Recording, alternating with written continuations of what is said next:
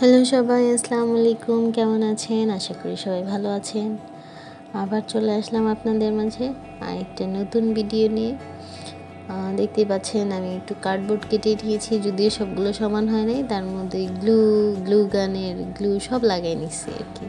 তো আমি ডাবল একটু ভারী করার জন্যে দুইটা কার্ডবোর্ড একসাথে লাগাই নিচ্ছি গ্লু দিয়ে।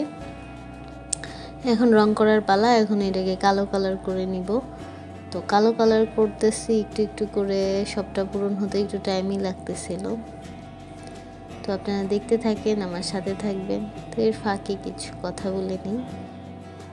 দেখেন রং করতেছি, তাতে সাইড টাইড দিয়ে ভরে টরে অবস্থা খারাপ। সেগুলো অবশ্য আমি ক্লিন করে আবার চলে আসছি।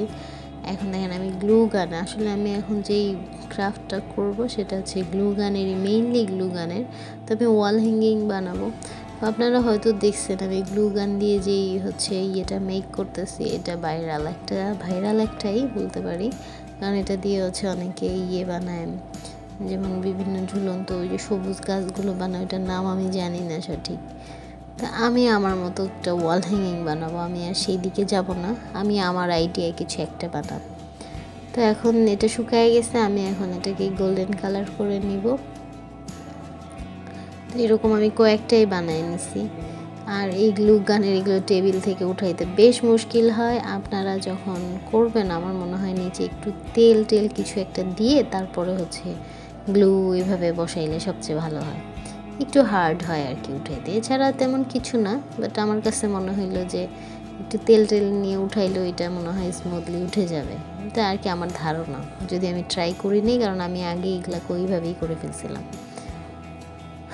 তো দেখতেই পাচ্ছেন আমার সবগুলো বানানো হয়ে গেছে, সবগুলো আমি রং করে নিছি। আবার সেই গ্লু গানের দিয়েই আমি এগুলো সেই ওয়াল হ্যাঙ্গিং যেটা করব সেটার মধ্যে বসাই নিছি।